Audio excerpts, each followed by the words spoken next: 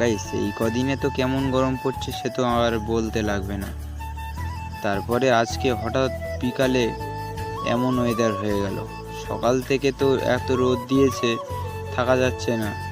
তারপরে আমরা চলে আসলাম বাড়ির পিছনের দিকে মাঠে। মাঠে এসে কিছু সিনেমিক শট নিতে নিতে তার হঠাৎ করে কোথা থেকে যেন কালো মেঘ এসে পুরো ঢেকে দিল আকাশটা, আর ওয়েদারটা পুরো ঠান্ডা হয়ে গেছে। এত জোরে জোরে ঝোড়ো হাওয়া হচ্ছে, তার সাথে সাথে পুরো কালো হয়ে গেছে আকাশটা।